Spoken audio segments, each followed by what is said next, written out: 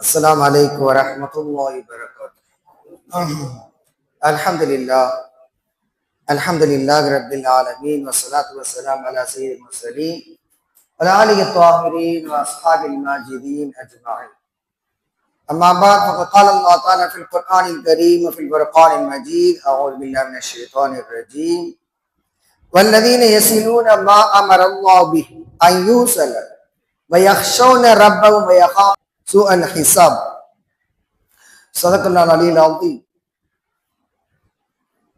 وقال النبي صلى الله عليه وسلم: لا تحقرن من المعروف شيئا ولو أن تلقى أخاك بوجه طلق. صدق رسول النبي الكريم. رب اشرح لي صدري ويسر لي أمري واحلل عقدة من لساني يفقهوا قولي.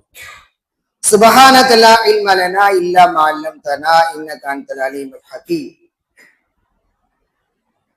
இவ்வுலகை படைத்து பரிபாலித்துக் கொண்டிருக்கின்ற பேரிறைவன் அல்லாஹ் ஒருவனுக்கு புகழ் அனைத்து உரித்தார். இவ்வுலக மக்கள் அனைவருக்கும் வழிகாட்டியாக வந்த அண்ணல் நபி ஸல்லல்லாஹு அலைஹி வஸல்லம் அவர்கள் மீது, அவர்களை பின்பற்றிய சஹாபாக்கள், தாபியங்கள், தபா தாபியங்கள், அவுலியாக்கள், உலமாக்கள் மற்றும் இங்கே குழுமி இருக்கின்ற நாம் அனைவர் மீதும் அல்லாஹ்வுடைய வற்றாக்கருணை என்றென்றும் உண்டாகுமாம். கண்ணியத்துக்குரிய இஸ்லாம் பிரிவுகளே, தாய்மார்களே, சகோதரர்களே, உங்கள் அனைவருக்கும் சலாமை தெரிவித்துக் கொள்கின்றேன். அஸ்ஸலாமு அலைக்கும் வரஹ்மத்துல்லாஹி வபரகாத்துஹு.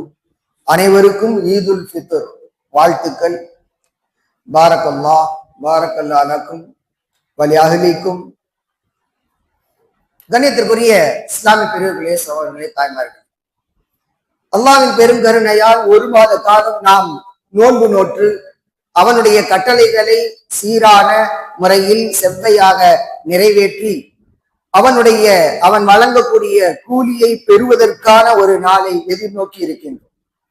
இந்த ஈகை திருநாளில் எல்லோரும் தம்மால் இயன்றதை ஏழைகளுக்கு கொடுத்து அவர்களையும் நம்முடைய மகிழ்ச்சியில் ஒன்று சேர்த்துக் கொள்வதற்கான ஒரு நாள். அது மட்டுமல்ல, நம்மிடம் உள்ள அந்த மகிழ்ச்சியை பிறரோடு பகிர்ந்து கொள்ளக்கூடிய ஒரு நாள்.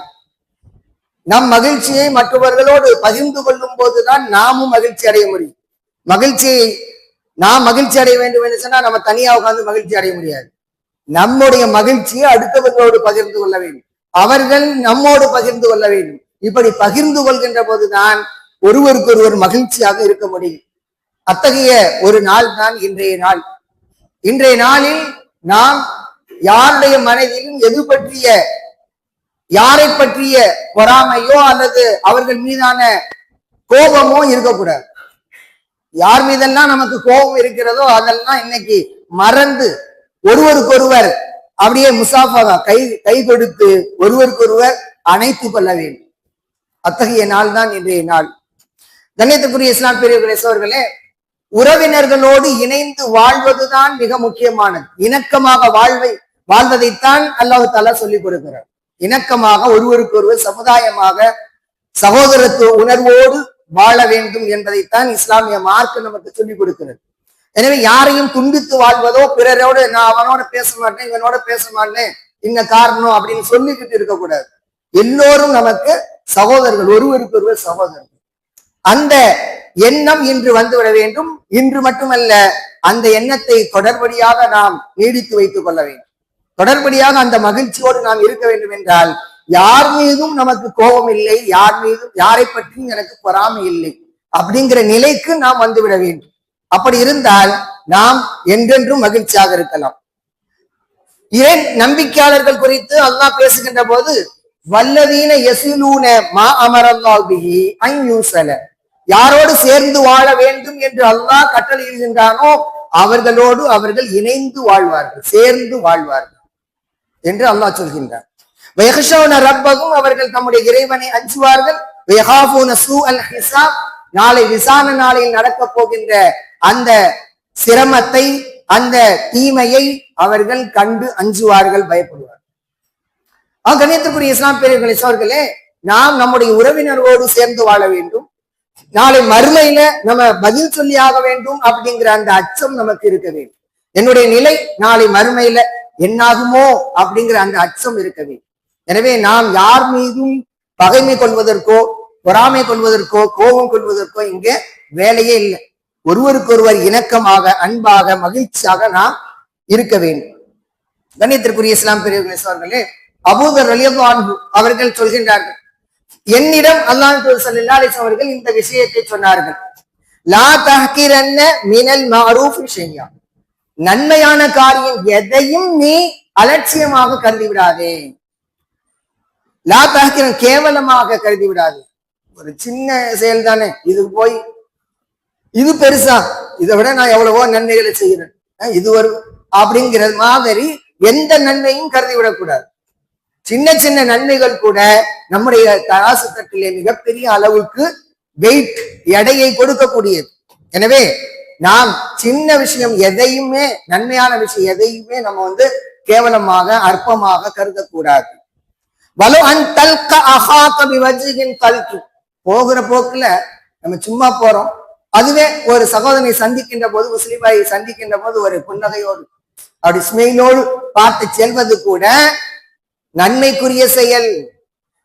அதாவது உன்னுடைய சகோதரனை புன்முறுவலோடு சந்திப்பதாக இருந்தாலும் அதையும் நீ சாதாரணமாக கருதி விடாதே, அற்பமாக கருதி விடாதே என்று அல்லாஹ் ஸல்லல்லாஹு அலைஹி அவர்கள் சொல்கின்றார். ஆக நம்முடைய முகத்தில ஒரு புன்னகையை வெளிப்படுத்துவது அது கூட நன்மைக்குரிய செயல் என்பதை இந்த இடத்திலே அல்லாஹ் ஸல்லல்லாஹு அலைஹி அவர்கள் நமக்கு சொல்லித் தருகின்றார். அந்த இடத்திலே சொல்கின்ற போது அதனுடைய இன்னொரு ஹதீஸ் தொடர் வருகிறது, வைனிஷ்தரைத்த லஹ்மன் அவ் தபக்த கித்ரன் ஃபக்ஸிர் மரகத்தஹு வக்ரிஃப் லிஜாரிக மின். நீ இறைச்சி வாங்குகிறாய் என்றால், சால்னா தயாரிக்கிறாய் என்று சொன்னால் அதிலே சற்று கூடுதலாக தண்ணீரை விட்டுக்கொண்டு அதன் மூலம் உன்னுடைய அண்டை வீட்டாருக்கும் ஒரு கை, ஒரு பிடி அவருக்கும் கொடு என்று அல்லாஹ் ஸல்லல்லாஹு அலைஹி வஸல்லம் சொல்கின்றார். ஆக நாம் சாப்பிடுகின்ற உணவிலிருந்து, நாம் சாப்பிடுகின்ற சால்னா இவற்றிலிருந்து அண்டை வீட்டாருக்கு கொடுக்க வேண்டும் என்பதை நினைவூட்டுகின்றார்கள். இதன் மூலம் ஒருவருக்கொருவர் இணக்கமாக வாழ வேண்டும் என்பதை அல்லாஹ் ஸல்லல்லாஹு அலைஹி வஸல்லம் அவர்கள் நமக்கு கற்றுத் தருகின்றார். இந்த இணக்கம் நாம் இன்றைய நாள் மட்டுமல்ல, ஒவ்வொரு நாளும் கடைபிடித்து வர வேண்டும். கண்ணியத்திற்குரிய இஸ்லாம் பெரியவர்களே, சகோதரர்களே, நாம் நம்முடைய வீட்டில் நல்ல விதமாக சமைத்து சாப்பிடுகிறோம். பக்கத்து வீட்டார் என்ன செய்திருக்கிறார்கள், அல்லது இன்னைக்கு அவங்க செய்யாம இருக்கிறாங்களா, அவங்களுக்கு உடம்பு சரியில்லையா, நாமே கொடுத்து உதவ வேண்டும், நாமே முன் வந்து கொடுக்க வேண்டும்.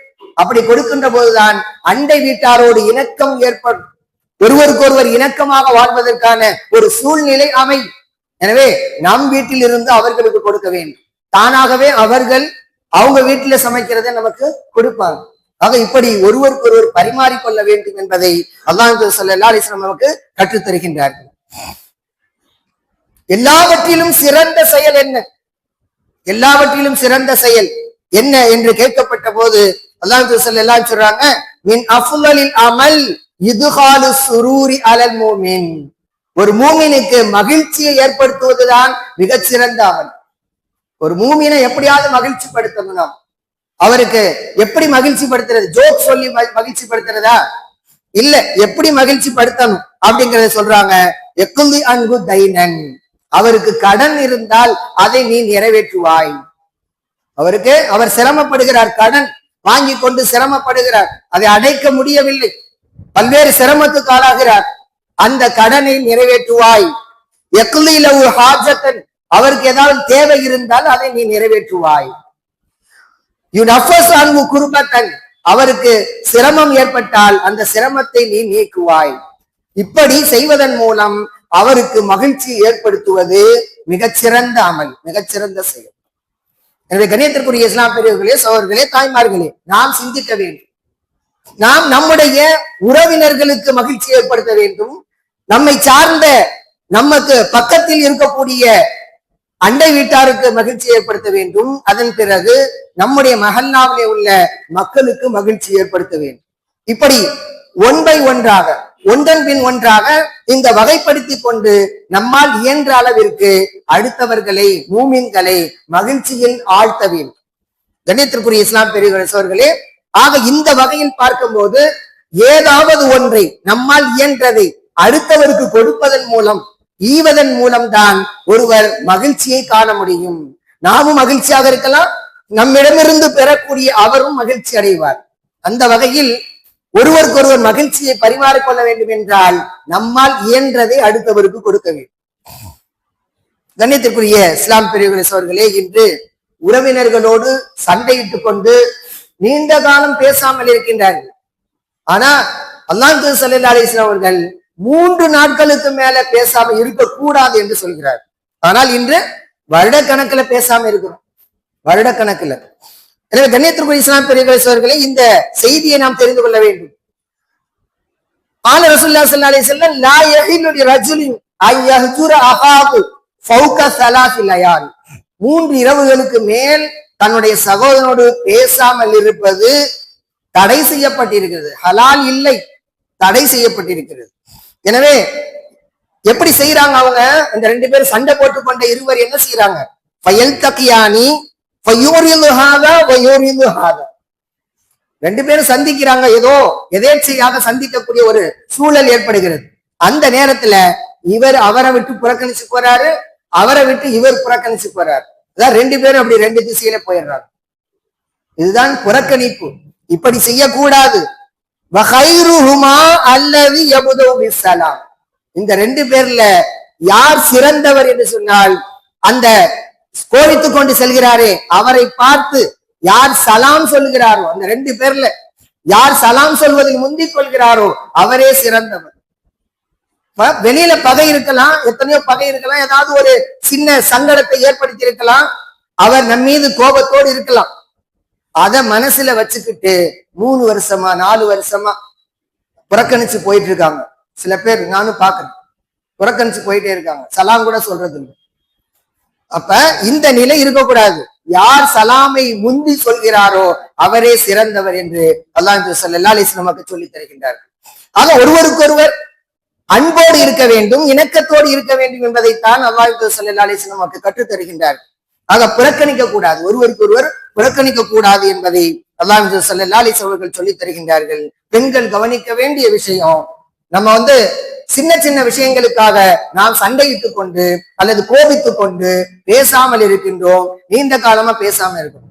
உடன் பிறந்த சகோதர சகோதரிகளோடு பேசாமல் இருக்கிறோம். சில பேரு நம்முடைய பெற்றோரோடு கூட பேசாமல் இருக்கிறாங்க. பெற்றெடுத்த அந்த பெற்றோர், வளர்த்த பெற்றோர், அவர்களோடு கூட பேசாமல் இருக்கக்கூடிய ஆண் பிள்ளைகளை கேள்விப்படுகிறேன். அவங்க சொல்றாங்க, இவர் தான் என் மகன், அவருக்கு கொஞ்சம் சொல்லுங்க, அவர் என்கிட்ட பேசுறதே இல்லை, நீண்ட காலமாச்சு. அப்ப அவர் தொழுது என்ன பிரயோஜனம்? தொழுது எந்த பயனும் கிடையாது. அல்லாஹ்விடத்துல அவர் நாளை விசாரிக்கப்படுவார். கண்ணியத்திற்குரிய இஸ்லாம் பெரியவர்கள் சொல்றே, உறவு என்றால் என்ன? உறவு என்பது எது அப்படின்னு சொன்னா, அவரும் நம்ம வீட்டுக்கு வர்றாரு, நாமளும் அவர் வீட்டுக்கு போறோம், இது ஒரு வகையான உறவு. ஆனா இதை தாண்டி உறவை பேணுபவர் என்பவர் யார் என்றால், அவர் நம்ம வீட்டுக்கு வர்றதே இல்லை, நம்மை புறக்கணிக்கிறார். நம்ம என்ன செய்யணும்? நாமளும் புறக்கணிச்சு போக கூடாது. வம்புக்கு அவர் வீட்டுக்கு நம்ம போகணும், வேண்டுமென்றே போய் அவருக்கு சலாம் சொல்லணும், முசாபா செய்யணும். அவர் நம்மளை மதிக்கிறாரு, மதிக்கல, நாம் உள்ள போயிடணும், அஸ்ஸலாமு அலைக்கும்னு சொல்லி உள்ள போயிடணும், அவ்வளவு. ஆக இவர்தான் உறவை பேணுபவர். லைசல் வாசில் பில் முகாஃப் வலாக்கினல் வாசிலுல்லதி இதா குத்தியத் ரஹிமுஹு வஸலஹா. உறவு துண்டிக்கப்பட்டால் அவர் போய் ஒட்டி கொள்வார். நம்ம வெறுக்கிறாங்க, அவங்க எல்லாம் சாதாரண ஆள், இவனோட என்ன பேசுறது அப்படின்னு சொல்லி நம்மை அற்பமாக நினைக்கிறார்கள். ஆனால் உறவு என்பது இருக்கிறது, உறவுக்காரங்க. அப்படி இருக்கும்போது நம்ம என்ன செய்யணும்? அவங்க நம்ம மதிச்சாலும் சரி, மதிக்கலனாலும் சரி, நாம போயிடுவோம், நாம போய் சலாம் சொல்லிடுவோம் அப்படின்னு சொல்லி சலாம் சொல்லணும். நாம் தான் அவங்களோடு ஒட்டி கொள்ள வேண்டும். அவர்கள் வெட்டுகின்ற போதெல்லாம் நாம் ஒட்டி கொள்ள வேண்டும். அப்படிப்பட்டவர் தான் உறவை நேசிப்பவர், உறவை சேர்ப்பவர் என்று அல்லாஹ் ஸல்லல்லாஹு அலைஹி வஸல்லம் சொல்லக்கூடிய செய்தி புகாரி நூலில பதிவு செய்யப்பட்டது. கண்ணியத்திற்குரிய இஸ்லாம் பெரியவர்களே அவர்களே, நாம் ஒருவருக்கொருவர் இணக்கமாக வாழ வேண்டும், நம்மால் இயன்றதை அடுத்தவருக்கு கொடுக்க வேண்டும். ஈதல் என்பதுதான் நமக்கு மிகப்பெரிய மகிழ்ச்சி. அந்த வகையில் நாம் பார்க்கின்ற போது குல்லு மாரூஃபின் சதகா, ஒவ்வொரு நற்செயலும் சதக்கா. நம்ம என்னென்னவோ நற்செயல்கள் செய்யறோம், அடுத்தவருக்கு ஹெல்ப் பண்றோம், அல்லது வண்டி ஸ்டார்ட் ஆகல அதை ஸ்டார்ட் பண்ணி விடுறோம், அதுவும் ஒரு நன்மைக்குரிய செயல்.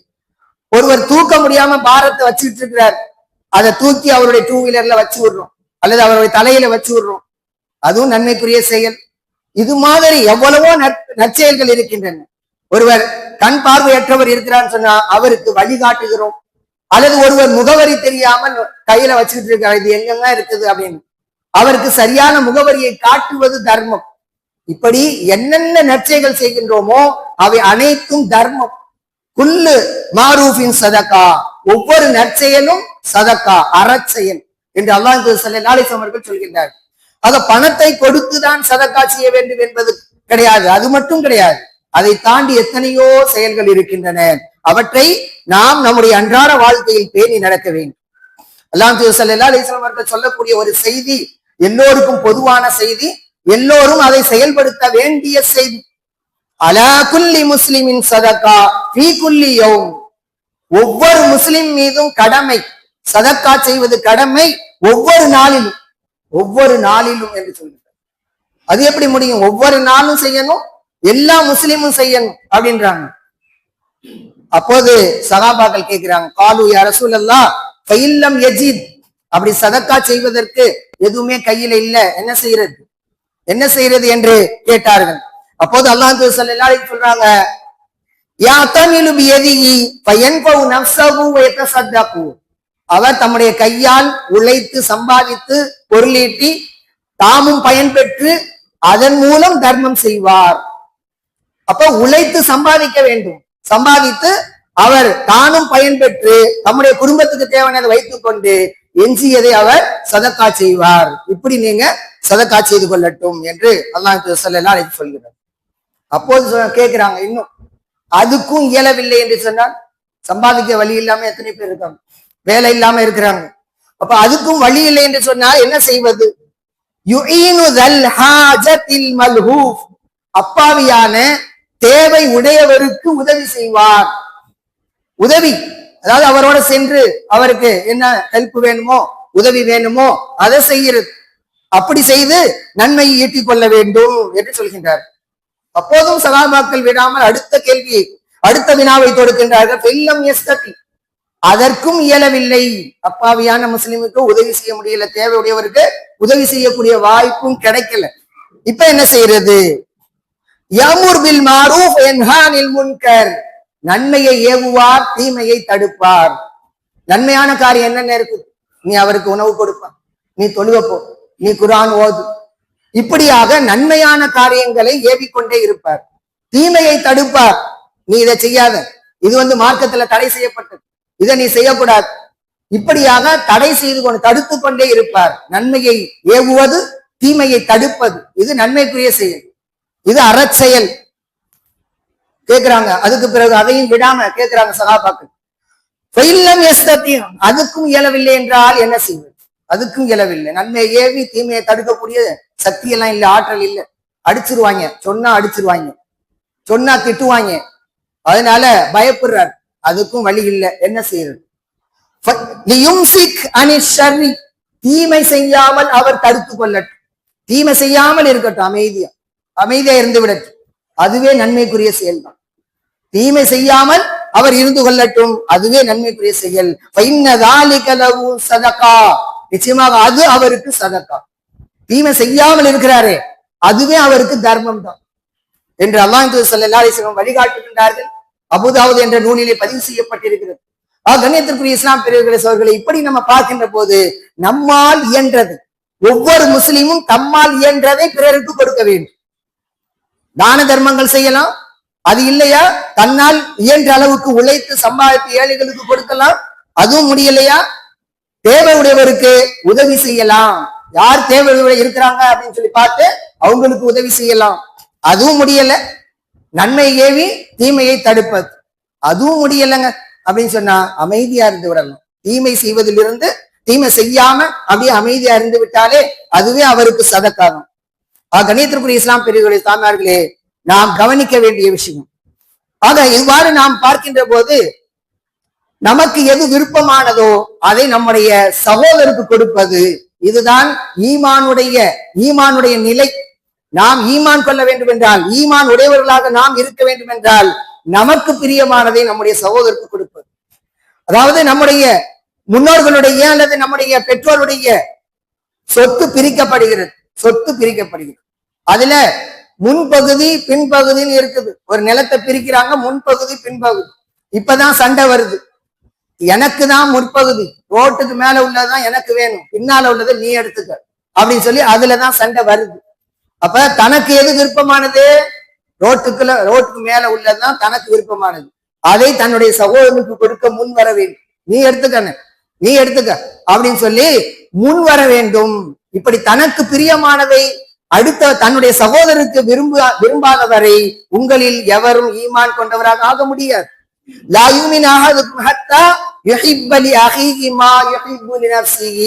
தனக்கு விரும்புவதை தன்னுடைய சகோதரனுக்கு விரும்பாமல் உங்களில் எவரும் ஈமான் கொண்டவராக ஆக முடியாது. நாம் முஃமின் என்று சொன்னால் நமக்கு எது விருப்பமானதோ அதை நாம் அடுத்தவருக்கு கொடுக்க வேண்டும். 2 பழம் இருக்குது, 2 பழம் கொஞ்சம் அப்படி கண்டி போய் இருக்குது அல்லது கொஞ்சம் கெட்டு போன மாதிரி இருக்குது. ஒரு பழம் நல்லா இருக்குது, நம்ம எதை எடுப்போம்? எது நல்லா இருக்கோ அதை வச்சுக்கிட்டு இந்தாப்பா அப்படின்னு சொல்லி கொடுப்போம். இதுதான் நம்முடைய பழக்கம். ஆனால் அல்லாஹ் ஸல்லல்லாஹு அலைஹி வஸல்லம் அவர்கள் இதற்கு மாற்றமாக சொல்கின்றார்கள். உனக்கு எது விருப்பமானதோ அதை நீ அடுத்தவருக்கு கொடுத்துரு. எது கொஞ்சம் கெட்டு போன மாதிரி இருக்குதோ அதை நீ வச்சுக்க. அப்ப நமக்கு எது விருப்பமானதோ அதை நாம் பிறருக்கு கொடுக்க வேண்டும். அப்போதுதான் நாம் உண்மையான மூமினாக இருக்க முடியும். கண்ணியத்திற்குரிய இஸ்லாம் பெரியவர்களே அவர்களே, நாம் இப்படி பார்க்கின்ற போது நம்மால் இயன்ற அளவுக்கு நன்மைகளை செய்து கொண்டே இருக்க வேண்டும். நம்மால் இயன்ற அளவிற்கு அடுத்தவருக்கு உதவி செய்து கொண்டே இருக்க வேண்டும், ஈந்து கொண்டே இருக்க வேண்டும், கொடுத்து கொண்டே இருக்க வேண்டும். இதுதான் மகிழ்ச்சி. கடைசியாக ஒரு செய்தி, இன்று பெற்றோரிடம் கூட பேசாமல் இருக்கக்கூடிய பிள்ளைகள் இருக்கின்றார்கள். சொத்து தகராறு அல்லது மனைவி வந்த பிறகு கணவன் அதாவது தன்னுடைய பெற்றோரை வீட்டை விட்டு துரத்தக்கூடிய நிலை அல்லது தனியாக அவர்களை வைக்க வேண்டிய குடியமர்த்தக்கூடிய நிலை இப்படி எல்லாம் ஏற்படுகிறது. அப்படிப்பட்டவர்களுக்கு அல்லாஹ் ஸல்லல்லாஹு அலைஹி வஸல்லம் சொல்லக்கூடிய செய்தி, பர்ர உம்மக்க, முதலாக தாயை தான் முற்படுத்துறாங்க. பர்ர உம்மக்க வ அபாக்க வ உஹ்தக்க வ அஹாக்க சும்ம அதுனாக்க. முதலில் உன்னுடைய தாய்க்கு உபகாரம் செய், அவருக்கு நன்மை செய். உன்னுடைய தந்தைக்கு நன்மை செய். உன்னுடைய சகோதரிக்கு நன்மை செய். உன்னுடைய சகோதரருக்கு நன்மை செய். பிறகு அடுத்தடுத்து தரஜாவில் உள்ளவங்களுக்கு நீ நன்மையை செய் என்று அல்லாஹ் ஸல்லல்லாஹு அலைஹி வஸல்லம் சொல்லக்கூடிய செய்தி ஹாக்கிம் என்ற நூலிலே பதிவு செய்யப்பட்டிருக்கு. கண்ணியத்திற்குரிய இஸ்லாம் பேர்களே, தாய்மார்களே, சகோதரிகளே, நாம் கவனிக்க வேண்டிய விஷயம், நம்மால் இயன்ற அளவிற்கு நம்முடைய பெற்றோருக்கு முதல்ல நன்மை செய்ய வேண்டும். அதன் பிறகு நம்முடன் பிறந்த சகோதரிகளுக்கு செய்ய வேண்டும். இப்படி செய்கின்ற போதுதான் நாம் முழுமையான ஈமானை நாம் பெற்றுக்கொள்வோம். எனவே கண்ணியத்திற்குரிய இஸ்லாம் பேர்களே, சகோதரர்களே, நாம் இன்றைய மகிழ்ச்சியான நாளை போல ஒவ்வொரு நாளும் நம்மை அல்லாஹ் தஆலா மகிழ்ச்சியோடு வாழ வைப்பாராக. நாம் நம்முடைய உறவினர்களோடும் அண்டை வீட்டாரோடும் இன்ன பிற முஸ்லிம்களோடும் இணக்கமாக வாழ, ஒருவருக்கொருவர் அன்பு செலுத்திக் கொள்ள அல்லாஹ் அருள் புரிவானாக. இன்று மகிழ்ச்சியாக இருப்பதை போல் என்றென்றும் மகிழ்ச்சியான வாழ்க்கையை நம் அனைவருக்கும் தந்து புரிவானாக. நாம் யாருக்கேனும் தீங்கு செய்திருந்தால் அல்லது அவர்கள் நமக்கு தீங்கு செய்திருந்தால் அதையெல்லாம் மன்னித்து ஒருவருக்கொருவர் இன்முகத்தோடு பழகக்கூடிய நல்வாய்ப்பை நம் அனைவருக்கும் அல்லாஹ் தஆலா தந்து புரிவானாக. வாஹித் அவான் அல்ஹம்துலில்லாஹி ரப்பில் ஆலமீன். அஸ்ஸலாமு அலைக்கும் வரஹ்மத்துல்லாஹி வபரகாத்துஹு.